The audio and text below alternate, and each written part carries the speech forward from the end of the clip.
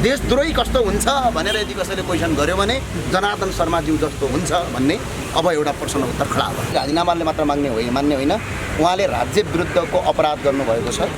राज्य विरुद्धको अपराधमा उहाँलाई जेल सजाय भएर उहाँलाई कानुनी कारबाही थाल्नुपर्छ। पक्राउ पूर्जी जारी गरी उहाँलाई पक्राउ गरियोस्, छानबिनमा ल्याइयोस्। राज्य विरुद्धको अपराध गर्नुभएको छ।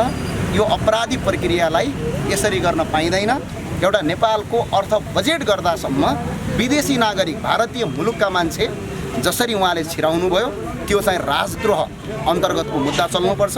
उहाँलाई पक्राउ गरी छानबिन गर्नुपर्छ र उहाँलाई हिरासतमा राखेर छान्नुपर्छ। यो अपराध देशद्रोहीलाई देशद्रोहको अन्तर्गत मुद्दा चल्नुपर्छ। हाम्रो प्रधानमन्त्रीले यसलाई कारबाही गर्नुपर्ने, उहाँले कारबाही गर्नुपर्ने हुन्छ। उहाँ कुनै पार्टी दल र कुनै भन्दा पनि व्यक्ति भन्दा पनि उहाँको आचरणको विषयवस्तु भएको छ। अर्थमन्त्रीले जवाफै छैन। उहाँ हाम्रो माथिबाट आदेश छ मुद्दा नलिनु, बस सकियो। लिखित जवाब दिनुहोस् भनेर हामीले माग्यौँ, लिखित जवाब दिनुहोस् भनेर माग्यौँ, उहाँले दिनु भएन।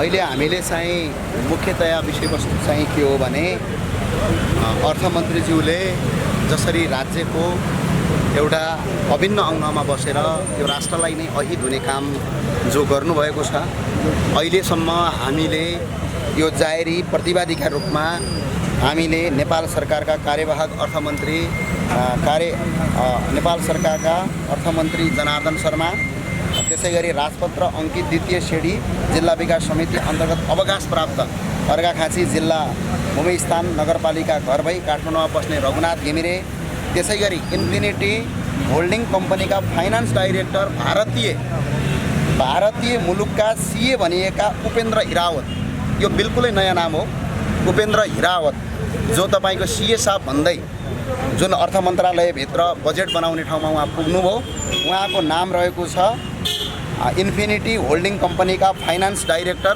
भारतीय मुलुकका नागरिक सिए भनिएका उपेन्द्र हिरावत, त्यसै गरी इन्फिनिटी होल्डिङ कम्पनीका दीपक भट्ट सञ्चालक, त्यसै गरी नेपाल सरकारको बहालवाला अर्थ सचिव मधु कुमार मरासिनी, त्यसै गरी नेपाल सरकारको बहालवाला राजस्व सचिव कृष्ण हरि पुष्कर, त्यसै गरी नेपाल सरकारको बहालवाला बजेट तथा कार्यक्रम महाशाखाका प्रमुख चक्रबहादुर बुढा, त्यसै गरी नेपाल सरकारको बहालवाला राजस्व व्यवस्थापन महाशाखाका प्रमुख गोपाल बराल लगायत गरेका हामी उहाँ प्रतिवादीहरूलाई नेपालको कानुन मुलुकी अपराध संहिता 2074 को परिप्रेक्ष्य 1 को राज्य विरुद्धको कसुरको दफा 39 को एन को परिप्रेक्ष्य 4 को सार्वजनिक न्याय विरुद्धको कसुरको दफा 92 बमोजियम र विद्युतीय इलेक्ट्रोनिक्स कारोबार ऐन 2063 को परिप्रेक्ष्य 9 को कम्प्युटर सम्बन्धी कसुर, त्यसै गरी भ्रष्टाचार निवारण ऐन 2059 को परिप्रेक्ष्य 2 को भ्रष्टाचार कसुर र सजाय सम्बन्धीको व्यवस्था अन्तर्गत आज हामी पक्राउ पूर्जी जारी गरी उहाँलाई पक्राउ गरियोस्, छानबिनमा ल्याइयोस्। राज्य विरुद्धको अपराध गर्नुभएको छ। यो अपराधी प्रक्रियालाई यसरी गर्न पाइँदैन। हामी कुनै पार्टी दल विरोधी होइनौँ, तर आज अर्थमन्त्रीले जसरी राजस्वको करको दरलाई रेट तलमाथि गर्नका लागि नेपाली नागरिक मात्र होइन है, एउटा नेपालको अर्थ बजेट गर्दासम्म विदेशी नागरिक भारतीय मुलुकका मान्छे जसरी उहाँले छिराउनु भयो त्यो चाहिँ राजद्रोह अन्तर्गतको मुद्दा चल्नुपर्छ। उहाँलाई पक्राउ गरी छानबिन गर्नुपर्छ र उहाँलाई हिरासतमा राखेर छान्नुपर्छ। यो अपराध हामी यही कुरामा आज हामी यहाँ दरखास्त दिन आएका छौँ। अहिले सीसीटीभी फुटेज जुन मेटाइयो त्यसमा भारतीय मुलुकका नागरिक नेपालको अर्थ मन्त्रालयको बजेट बनाउने कुरामा पुग्नु भनेको राजद्रोह गर्नु हो, देशको द्रोह गर्नु हो। देशद्रोहीलाई देशद्रोहको अन्तर्गत मुद्दा चल्नुपर्छ हाम्रो। किनभने कर्मचारी त गएनन् हुँदा भारतीय नागरिकसम्म भित्र लगेर जसरी त्यो बजेट बनाउने प्रक्रियामा पुर्याइएको छ, यो राष्ट्रको सबभन्दा ठुलो अपराध। त्यही भएर हामीले राज्य विरुद्धको अपराध, यो मुख्य कुरा चाहिँ के हो भने यस्तो विषयवस्तु आइसकेपछि अर्थमन्त्रीज्यूले जस्तै हिजो एउटा सूचनाको हकलाई राखेर सीसीटीभी फुटेज माग्यो, त्यहाँ सीसीटीभी फुटेज डिलिट भयो भनियो। त्यो चाहिँ फेरि के छ भने सीसीटीभी जडान तथा कार्य सञ्चालन तपाईँको कार्यविधि 2072 अनुसार 3 महिना राख्नुपर्छ, त्यसको पनि उल्लङ्घन गरियो। यो चाहिँ के हो भने पछाडि उहाँहरूले सीमित घुसका लागि कुनै व्यक्तिगत फाइदाका लागि मुलुकलाई बेचेको, यो गर्न पाइँदैन। यो अर्थमन्त्रीले राजीनामा नदिनु भनेको वास्तवमा के हो भने कानुनी राज्यको पालना नगर्नु, यो गर्न पाइँदैन। यो विषयमा प्रधानमन्त्रीले एक्सन लिनुपर्ने हो, तर यो लिइरहेको छैन। तपाईँहरू निवेदन दिन यो प्रहरी चौकी आइरहनु भएको छ। यसमा प्रधानमन्त्रीले यसलाई कारबाही गर्नुपर्ने, उहाँले कारबाही गर्नुपर्ने हुन्छ। उहाँ कुनै पार्टी दल र कुनै भन्दा पनि व्यक्तिभन्दा पनि उहाँको आचरणको विषयवस्तु रहन्छ। यो अहिलेको विरुद्धमा भने कुनै माओवादीका विरुद्धमा पनि होइन, त्यो सरकारका विरुद्धमा पनि होइन, अर्थमन्त्रीज्यूको विरुद्धमा पनि होइन, तर अर्थमन्त्रीज्यूले जुन तपाईँको व्यवहार गर्नुभयो, जुन आचरण गर्नुभयो, त्यो आचरणका विरुद्धमा हो। त्यो फौजदारी कसुर अन्तर्गत मुद्दा लाग्छ। यदि उहाँले राजीनामा दिनुभयो भने राजीनामाले मात्रै मान्ने अवस्था छैन। राजीनामा दिनुभयो भने पछाडि राजीनामाले मात्र मान्ने होइन, उहाँले राज्य विरुद्धको अपराध गर्नुभएको छ। राज्य विरुद्धको अपराधमा उहाँलाई जेल सजाय भएर उहाँलाई कानुनी कारबाही थाल्नुपर्छ। तपाईँलाई विश्वास छ उहाँलाई जेल सजाय हुन्छ भन्ने? किन विश्वास हुँदैन? कानुनी राज्यमा विश्वास छ। आजको भोलि हुन्छ, भोलिको पर्सि होला, तर अपराधीलाई कानुनी सजायमा कठघरा। किनभने साना साना त्यस्ता मुद्दाहरू पनि नहेरेको, न्याय नपाएको अवस्थामा चाहिँ तपाईँले अर्थमन्त्रीलाई नै एक प्रकारको तपाईँले मुद्दा हाल्दै हुनुहुन्छ। न्याय पाउँछु जस्तो लाग्छ। त्यो न्याय पाइन्छ र हरेक नेपालीले यो न्यायको आवाज उठाउनुपर्छ र न्याय पाइन्छ। आज पाइँदैन त भोलि पाइन्छ, भोलि पाइँदैन त पर्सि पाइन्छ। जस्तो हामीले हेऱ्यौँ तपाईँको यो मुद्दा नै दर्ता हुने सम्भावना चाहिँ ठ्याक्कै देखिँदैन। दर्ता भएन भने नेपाल प्रहरीले कारणसहित स्पष्ट हामीलाई जवाब दिनुपर्छ। किन नेपाल प्रहरी कसैको पक्षमा र कसैको विपक्षमा हुनु हुँदैन। उसले कानुनसङ्गत मुद्दा अगाडि बढाउनुपर्छ, नीतिसङ्गत अगाडि लानुपर्छ। कुनै पनि राज्यको व्यक्तिले, कुनै पनि नागरिकले, कुनै पनि दलले या कुनै पनि व्यक्तिले यो कुरा अपराध भएको छ, म दरखास्त जारी गर्छु भने त्यो दरखास्त सरकारले प्रमाणका आधारमा जारी दरखास्त लिनुपर्छ। त्यो यदि लगिएन भने प्रहरी चाहिँ विवेक। आज अर्थमन्त्री जनार्दन शर्मासँग डराएको छ। यो राज्यको कानुन विरुद्ध छ, नेपालको न्यायका विरुद्धमा छ। र अर्को एउटा कुरा, जबरजस्त कुरा के हो भने नेपाली जनताले कुनै पनि गल्ती गर्नु पर्दैन।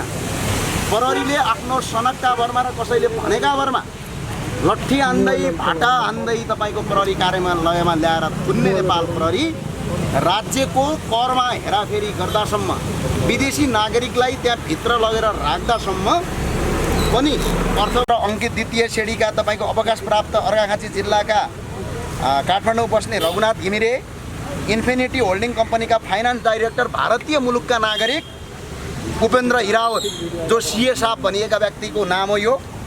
त्यसै गरी इन्फिनिटी होल्डिङ कम्पनीका दीपक भट्ट, त्यसै गरी नेपाल सरकारका बहालवाला अर्थ सचिव मधु कुमार मरासिनी, त्यसै गरी नेपाल सरकारका बहालवाला राजस्व सचिव कृष्णहरि पुष्कर, त्यसै गरी नेपाल सरकारका बहालवाला बजेट तथा कार्यक्रम महाशाखा प्रमुख चक्रबहादुर बुढा, त्यसै गरी नेपाल सरकारको बहालवाला राजस्व व्यवस्थापन महाशाखा प्रमुख भूपाल बराललाई हामीले प्रतिवादी बनाएर नेपालको मुलुकी अपराध संहिता 2074 को परिप्रेक्ष्य 1, राज्य विरुद्धको कसुरको दफा 49 को, ऐनको परिप्रेक्ष्य 4 को, सार्वजनिक न्याय विरुद्धको कसुरको दफा 92 अन्तर्गत मुद्दा दर्ता गराउन आएका थिए। त्यसै गरी विद्युतीय इलेक्ट्रोनिक्स कारोबार ऐन 2063 को परिच्छेद 9 को कम्प्युटर सम्बन्धी कसुर सम्बन्धी आएका थिए। त्यसै गरी भ्रष्टाचार निवारण ऐन 2059 को परिच्छेद 2 भ्रष्टाचारको कसुर र सजाय सम्बन्धी व्यवस्थाको अन्तर्गतको तपाईँको हामीले ऐन ल्याएर अर्थमन्त्रीले जघन्य अपराध गर्नुभयो, उहाँलाई पक्राउ गरेर कारबाही गरी पाऊँ भनेर हामी आएका थियौँ। तर अहिले उहाँले मुद्दा लिन डराउनु भयो। जनतालाई, तपाईँको सर्वसाधारण जनतालाई कुटी तपाईँको कबुल गराउन सक्ने प्रहरी एउटा अर्थमन्त्रीसँग आज डरपोक भयो। यो इतिहासमै कालो दिन। जस्तो त्यो तपाईँले चाहिँ ठ्याक्कै मुद्दा गर्दै गर्दा चाहिँ कारण चाहिँ के थियो तपाईँहरूको मुद्दा नलिने? कारण के थियो भने अर्थमन्त्रीसँग डराएको, काँपे। अर्थमन्त्रीले जवाबै छैन, उहाँ हाम्रो माथिबाट आदेश छ मुद्दा नलिनु, बस सकियो। लिखित जवाब दिनुहोस् भनेर हामीले माग्यौँ, लिखित जवाब दिनुहोस् भनेर माग्यौँ, उहाँले दिनु भएन। अरू निकायहरू छन्, अख्तियार अनुसन्धान आयोग छ, सरकारी वकिल कार्यालय छ, अख्तियार अनुसन्धान आयोगमा भोलि नै हामी मुद्दा फेरि दर्ता गराउने तपाईँलाई प्रतिबद्धता व्यक्त गर्न चाहन्छु। हामी फेरि अख्तियार अनुसन्धान आयोगमा पनि मुद्दा लिएर जान्छौँ। अब अख्तियारमा पनि फेरि नलिएला जस्तो हेरी, अब नलिए भने पछाडि सरकारी वकिल कार्यालय छ, अब त्यहाँ कहीँबाट लिएनन् भने जनताले सडक आन्दोलन गर्नु सिवाय र अर्थमन्त्रीले राजीनामा गर्नु सिवाय अर्को कुनै विकल्प छैन। यो कुनै दल विरुद्धको कुरा होइन, कुनै पार्टी विरुद्धको कुरा होइन, कुनै व्यक्ति विरुद्धको कुरा होइन। यो एउटा अर्थमन्त्रीको पदमा बसेको अर्थमन्त्रीज्यूले राज्यको अपराध गर्नुभयो। एउटा विदेशी नागरिकलाई बजेटको कर हेरफेर गरेर राज्यलाई अरबौँ खरबौँ रुपैयाँ घाटा गर्नुभयो। यो चाहिँ तपाईँको राजद्रोहको मुद्दा चल्थ्यो पहिला अहिले राज्य विरुद्धको अपराध हो। यस्तो अपराधी प्रक्रिया गर्ने जोसुकै उहाँलाई कारबाही हुनुपर्छ भन्ने हाम्रो माग छ। भनेको पहिला कानुनी उपचार गरेर त्यसपछि आन्दोलनमा उत्रिनु। पहिला कानुनी उपचार गरौँ र आज संसदीय समितिमा एउटा समिति बनेको छ, त्यो समितिले थप कानुनी कारबाहीका लागि अगाडि बढाउँछ कि भन्ने आशावादी छौँ। र अर्थमन्त्रीज्यूले तत्काल राजीनामा दिएर बाटो खुलाउनुपर्छ। अर्थमन्त्रीले राजीनामा नदिनुभयो भने प्रधानमन्त्रीले प्रत्यक्ष रूपमा एक्सन लगेर उहाँको राजीनामा गराउनुपर्छ। उहाँले राजीनामा दिनुभयो भने चाहिँ यहाँहरू जस्तो होइन, राजीनामा दिएर मात्र हुँदैन, यो अपराध हो। उहाँलाई राजीनामा दिइसके पछाडि यो अपराध अन्तर्गत मुद्दामा उहाँको छानबिन हुन आवश्यक छ। र जो हामीले व्यक्तिहरूको नाम किटान गऱ्यौँ उहाँलाई छानबिन हुन आवश्यक छ। र अर्को पनि नेपालको अहिले संयन्त्रले के बुझ्न आवश्यक छ भने यो देशमा कानुन दुई प्रकारको छ कि एक प्रकारको छ, यसको क्वेसन उठेको छ। सर्वसाधारण जनतालाई कुनै केही पनि नगरेका आधारमा 24 दिन हिरासतमा राख्ने प्रहरीले यत्रो अपराधको कुरा पत्र पत्रिकामा मिडियामा र हामीले जवाफ मागेर CCTV फुटेजसम्म डिलिट गर्दासम्म पनि अर्थमन्त्रीलाई मुद्दा नलिनु भनेको अर्थमन्त्रीका लागि र ठुलाबडाका लागि एउटा कानुन छ, साना र गरिबका लागि एउटा कानुन छ भनेर राज्यले यो दोहोरो चरित्र देखाएको, यसका विरुद्धमा जनता सडकमा आउनुपर्छ भन्ने हाम्रो। जस्तो तपाईँले चाहिँ यो दुईवटा नाम सार्वजनिक गर्नुभयो, उहाँको नेपाली नागरिकता हो कि होइन या भारतीय उहाँ भारतीय हो भन्ने कुरा चाहिँ कसरी तपाईँले हामीले अहिले उहाँ त्यहाँ CCTV फुटेज उहाँको आयो भने त्यो प्रष्ट भइहाल्छ। उहाँ जानुभएको छ, उहाँलाई अनुसन्धान गरी पाऊँ भने, तर अनुसन्धान पनि गर्न नहुने डराउने, अब जनताको मुद्दाबाट अर्थमन्त्रीसँग डराउने यो प्रहरीलाई जनताले कर तिरेर किन पालेको, यसको क्वेसन पनि अब हुन आवश्यक छ। जस्तो अर्थमन्त्रीले त यो अहिलेको बजेट चाहिँ एकदमै आकर्षण भएको कारणले प्रतिपक्षका साथीहरूले चाहिँ यसलाई बदनाम त्यसो भने अर्थमन्त्रीज्यूलाई CCTV फुटेज देखाइदिनुहोस्, टाढा जानै पर्दैन। कति तपाईँ दुधमा हुनुहुन्छ, कति तपाईँ पानीमा हुनुहुन्छ, त्यसको त मजाले छलफल निकाल्न सकिन्छ। उहाँले अर्थमन्त्रीज्यूले CCTV फुटेज देखाइदिए भइगयो नि। CCTV फुटेज यदि अर्थमन्त्रीज्यूले देखाइदिएको भए यो उहाँले अपराध गरे हो होइन भन्ने कुरा प्रमाणित हुन्थ्यो। तर उहाँले CCTV फुटेज लुकाउनु भनेको राज्य विरुद्धको अपराध गर्नु हो। राज्य विरुद्धको अपराध गर्नेलाई देशद्रोहको मुद्दा चल्नुपर्छ। तब कतिपयको टीका टिप्पणी छन् यो अर्थमन्त्री मात्रै नभएर गठबन्धनभित्रकै यो चलखेल हो भन्ने छन्। हो, त्यो भएर CCTV फुटेज चाहियो। त्यो CCTV फुटेजमा को हुनुहुन्छ, किन लगियो, त्यो नेपालको कानुन विपरीत छ, गोपनीयताको हक विरुद्धमा छ। र कुनै पनि अर्थमन्त्रीले बजेट बनाउँदाखेरि एउटा दुईजना महाशाखा प्रमुख, दुईजना अर्थ सचिव, एकजना स्वयं अर्थमन्त्रीको सल्लाहकार पनि त्यहाँ जान पाउँदैन। यहाँ त विदेशी नागरिकताभित्र छिरेको छ भने यो राजद्रोह, यो देशद्रोही कस्तो हुन्छ भनेर यदि कसैले क्वेसन गर्यो भने जनार्दन शर्माज्यू जस्तो हुन्छ भन्ने अब एउटा प्रश्न उत्तर खडा भयो।